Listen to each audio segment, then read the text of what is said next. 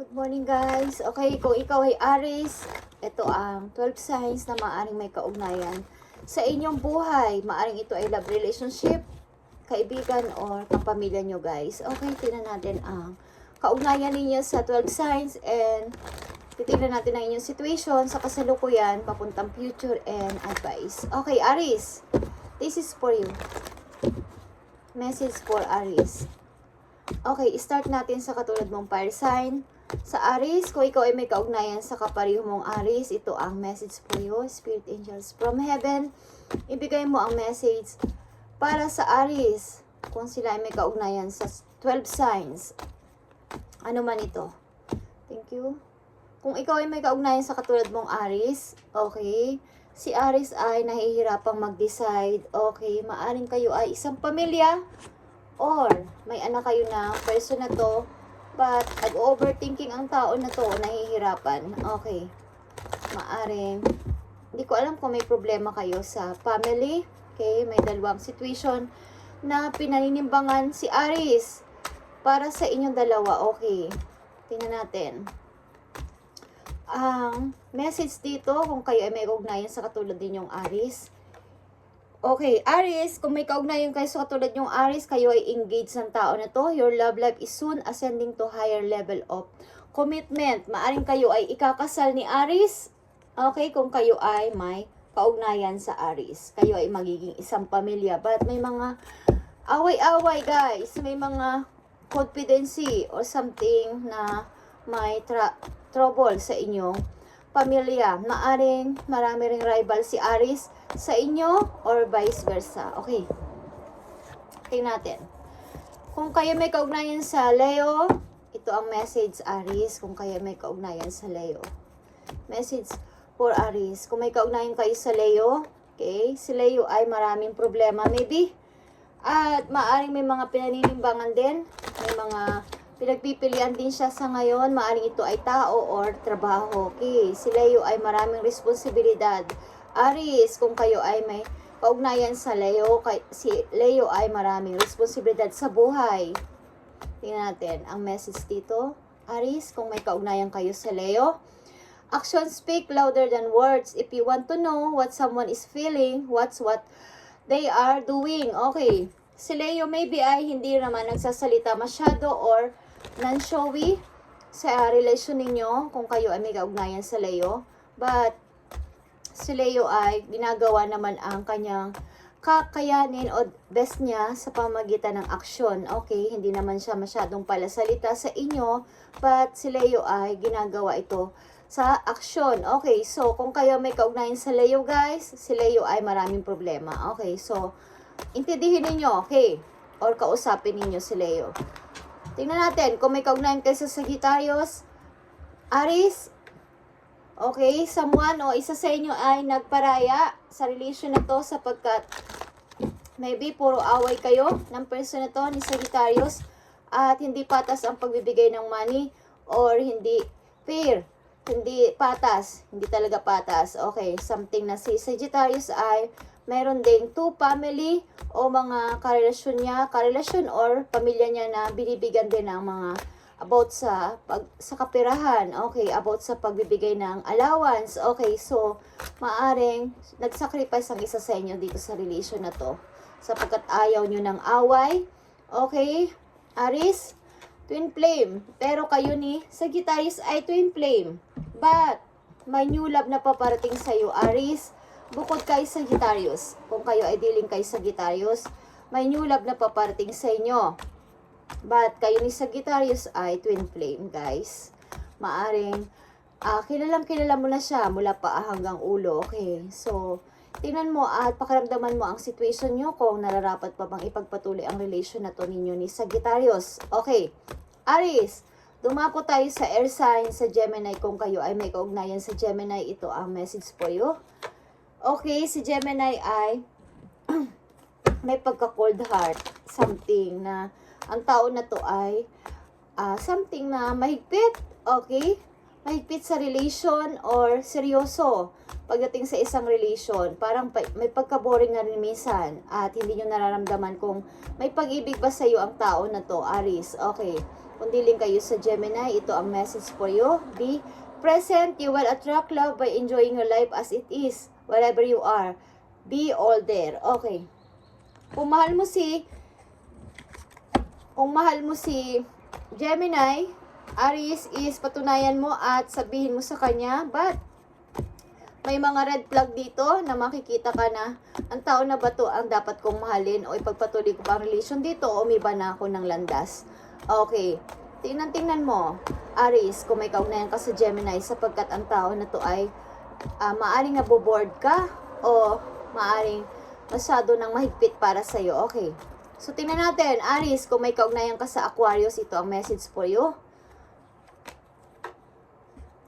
Something, isa sa inyo ay may pagre-regret sa nangyari. Hindi ko alam kung kayo ay nagkahiwalay na ni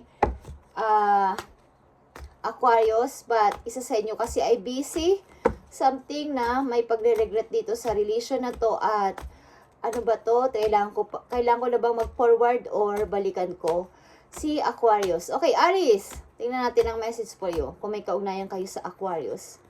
Soulmate. Kayo ni Aquarius ay soulmate. Yes, this person is your soulmate. Your connection is heart. Okay. Maaring busy lang ang person na to o isa sa inyo is busy. Maaring ikaw o si Aquarius but kayo ay soulmate na matatawag na dalawa at mahal mo ang person na to, Aries. Okay, mahal mo si Aquarius but may mga hindi kayo pinagkakaunawaan. Okay. So, tingnan natin kung dealing o madidealing kayo sa Libra, Aries. Tingnan natin. Three of Cups. Maring ang person na is nakilala mo bilang isang napaka-attractive person. Okay, kung dealing ka sa Libra.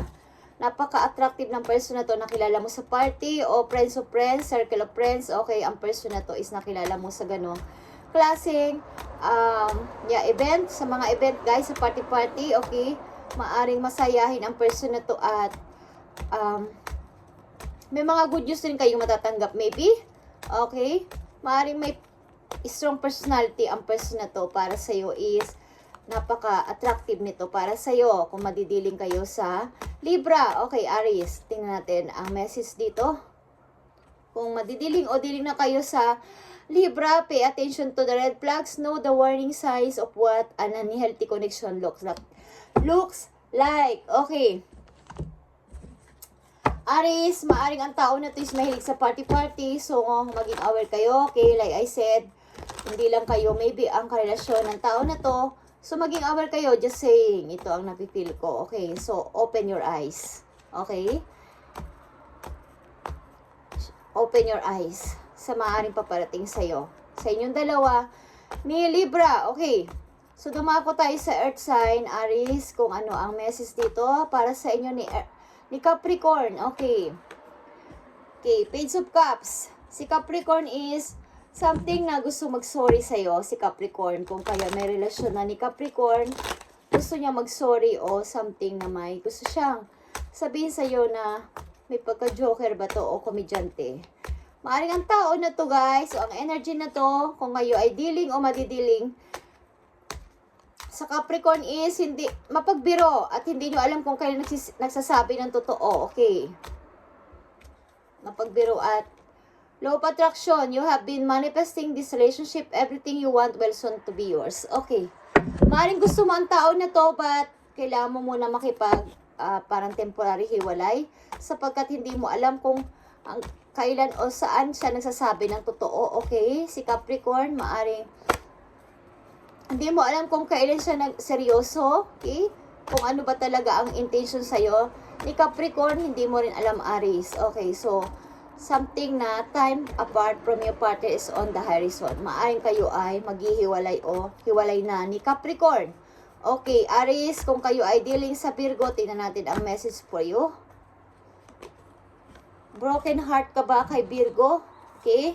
Na broken heart ka ba o mabu-broken heart ka? Something na may naghihintay dito ng effort ng isa para mabuo ulit ang relation but something kayo ay mayroong separate na ni Virgo. Okay, Aries, tingnan natin ang message dito kung kayo ay dealing o madidealing sa Virgo.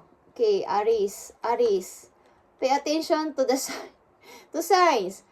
The synchronicities you have been noticing are not coincidence. Okay, may mga napapansin ka na maybe kay Virgo at sabi mo sa sarili mo na kailangan mo na tong hiwalayan. Masakit man, but kailangan ko na tong hiwalayan. Third party maybe. Third party situation ito. Okay. Tingnan natin kung kayo ay madidealing o dealing sa Taurus. Tingnan natin. Taurus. Kung madidealing o dealing na kayo sa Taurus, Aries. Okay, sasama ka ba sa person na to? Sasama ka ba kay Taurus? Okay. Gusto kanyang isama sa isang tahimik na place. Okay. At magsimula ng bagong buhay. Kasama si Taurus. Okay, Aries. Message dito sa Six of Swords para sa different paths. Okay, you are not on the same page with the person you have in mind. The direction you want to move into the different. Okay. Kung love mo si Taurus o nagkakilala na kayo ni Taurus, maaaring ikaw ay lalayo sa inyong old situation, old cycle at sasama kay Taurus, different paths. Okay. Maaring gusto mong mag-move kasama si Taurus. Okay, Aries. Okay, tingnan natin dito sa water sign kung kayo ay dealing sa Scorpio o madidealing sa Scorpio. Maging aware kayo, maaring ito ay mangyayari pa lang o hindi pa, is maging aware kayo sa inyong makikilalang mga energy o tao sa inyong paligid. Okay, Aries. Kung kayo ay madidealing sa Scorpio, ito ang message. Okay, healing. The Four of Swords is here. Maaaring kayo ay nagpapahinga o nagpapahinga ang tao na to sa sobrang energy na lumabas sa bawat isa sa inyo. Okay, ano ba ang kinalaman nito sa inyong buhay? Okay, Aries, kung kayo ay dealing sa Scorpio, ito ang message for you. Free yourself, okay? You don't need to be in control of everything for a love relationship to be successful. So, Aries, kung kayo ay dealing sa Scorpio, maaaring iniwan mo na si Scorpio sapagkat gusto mong mabuo ulit ang sarili mo at mahalin ulit ang sarili mo. Okay, mag-ipon ulit ng energy at naubos ng tao na to. Okay, tumako tayo sa Cancer. Okay, kung kayo ay dealing o madidealing sa Cancer, Aries, tingnan natin ang message for you. King of Wands is here. Ang tao na to ay nakatingin sa iyo sa malayo. Kung dealing kayo sa Cancer, ang tao na to is pinagmamasdan ka sa malayo, hindi man siya makalapit, is pinagmamasdan ka. Anong ginagawa mo? Maaaring tinitingnan ka sa social media, kung ano man ang ginagawa mo sa social media. Kung single ka pa o meron ka ng karelasyon, tumitingin ang tao na to. Okay. Let go. If someone leave you confused more than comforted, you need to resist this access.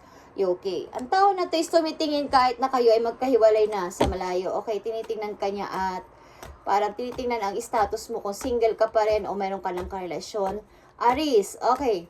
So, Pisces, sa Pisces, anong kaugnayan mo sa Pisces? Inuulit ko, guys. Maaaring ito ay love relationship, kapamilya nyo o kaibigan ang maaaring kaugnayan nyo dito sa 12 signs na sinasabi ko. At ito ay general reading, okay? Para to sa inyo, okay? Pisces, the Emperor is here, okay? Pisces, ang tao na to is may control issue, something na fatherhood figure na pinaparamdam sa inyo at maaring, hindi ko alam kung ito ay asawa nyo na, Aries, si Pisces, at ito ay kontrolado lahat ng mga desisyon at gagawin nyo sa buhay. Ang tao na to is may pagka-father figure talaga at namumuno sa lahat ng bagay. Siya ang nagdidesisyon sa inyong pamilya. Okay, boundaries, you need to teach people how to treat you by being clear on what you will or won't allow. Okay, kung dealing ka dito kay Pisces at ikaw ay kinokontrol, is palayain mo yung sarili dito at ipakita mo sa tao na to na hindi mo ako dapat kinokontrol. Okay, hindi mo ako dapat kinokontrol sa mga gagawin ko. Okay, mayroon ako sariling isip at bigyan mo ng free ang iyong sarili at boundaries. Treat mo ako sa pagtitreat ko din sa'yo. Okay, kung paano kita pahalagahan mo din ako, Pisces. Okay, Aries. Tingnan natin ang maaari niyong mensahe o message sa kasalukuyan papunta sa future. Message for Aries. Sa kanilang kasalukuyan na mangyayari, papunta sa future, ibigay mo ang tamang mensahe at sa mga energy na nandito na maaaring makakaugnay o kaugnayan sa Aries is bigyan mo sila ng tamang kaisipan at patunayan nila sa mga Aries na karapat-dapat sila kung ito ay pag-ibig. Okay, Aries, Tingnan natin ang message sa inyo sa kasalukuyan papunta sa future na maaaring babala o dapat ninyong gawin. Okay guys, advice din sa huli. Okay, tingnan natin. Aries, King of Cups guys. Okay, mamuno kayo sa lahat guys. Maaaring kayo ay matalinong person at may kakayanan na magsalita sa harapan ng mga tao at magbigay ng idea sa anuman ang inyo, lalo na kung kayo ay nag-aaral guys, nasa school or may mga tinitrain, is magsalita kayo sa unahan at ibahagi ang inyong mga kayanan, ang inyong talent. Okay, kung saan kayo nababagay, okay, ibigay ninyo ang inyong opinion. Huwag kayong mahiyang magsabi ng inyong mga opinion at idea saan maaari magamit sa inyong pag-unlad. Okay, Aries, tingnan natin ang message po for you. Isa pang message dito para sa Aries. The Hermit, okay. Nag-iisip ka para sa future. Nakikita mo to, the Empress is here. Okay. Maaring kayo din ay nag-iisip ng ikakabuti ng inyong anak. Kung kayo ay may mga anak na guys, Aries, is ikabubuti ng inyong anak. For the last is kailangan yung maaring humingi kayo ng second chance sa heaven na bigyan kayo ng second chance para sa inyong sarili at makapag-ipon ng pera. Okay. Maaring nagbabasa-basa kayo o nagre-research sa mga bagay-bagay na mga pagpapaunlad sa inyo, lalo na sa kaperahan. At the last judgment is here. Ang ibig sabihin, ang ilan sa inyo is nai-involve o involved sa isang usapin na may kinalaman sa paghihiwalay sa mag-asawa. At may kinakailangan dito na ikaw ay mag-decide. Aries, dito sa usaping ito, kung ano talaga ang decision mo. Okay. So, tingnan natin at tanungin natin ang advice for you about dito sa King of Cups and the Hermit. Okay. Maaring dapat ka magsalita kung kinakailangan, Aries, sa harapan ng mga tao. Kung kinakailangan, isabihin mo ang iyong opinion at idea para malaman nila na mayroon kang skills at talento din. Okay, at maaaring nag-isip-isip ka para sa iyong sarili sa future kung ano ba talaga ang purpose mo sa life at ano ba talaga ang nararapat na mangyari sa iyo pagdating ng panahon. Okay, tingnan natin, Aries, ang message at paalala sa iyo, healing energy ito. Galing sa healing energy card. Okay, nakikita mo tong self-love, Aries. Self-love and transformation is here. I attend to my needs by listening to my heart. My inner essence lets me know what is good for me. I respect my limits. I answer the request of my body and my soul. Thus, I learn to love myself. Okay. It's all about you, Aries. Simula sa araw na to, kung may control issue ka about sa pag-ibig is, iwan mo ng natural lang. Okay, at wag mo nang patagalin pa sa iyong life o sa iyong katawan ang pagkukontrol ng isang person o ng mga tao sa iyong buhay. Kailangan mong patunayan na ikaw ay may kakayanan at kailangan mo mag-transform. Okay? Evolve. Mag-evolve, improve. Mag-improve sa iyong sarili, lalo na sa iyong mga weaknesses. Okay? Kailangan mo patunayan na kaya mo. Kaya mong patunayan. Kailangan mo sabihin sa kanila o pakita sa kanila na ikaw ay nag-grow.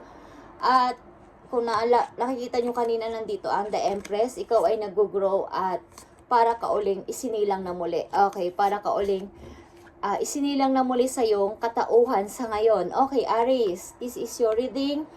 At self-love is pinapagdikdikan sa inyo dito. Okay, kung makikilala nyo at nandito na mga person na to na nabanggit ko sa inyong buhay, is maging almost dito is mga separation, guys. Okay? At may mga control issue dito sa inyong maging mga nakarelasyon. Okay, guys? At maging aware kayo, Aries, sa inyong mga makikilala everyday sa inyong buhay at maaaring may mga connect ito sa inyong buhay. Okay? Na magtuturo ng leksyon kung paano kayo mamuhay sa inyong pang-araw-araw. Okay? Thank you and God bless, Aries, at pagpalain kayo ni Lord sa araw-araw at sa mga susunod pa mga araw. Okay, guys? Thank you and God bless.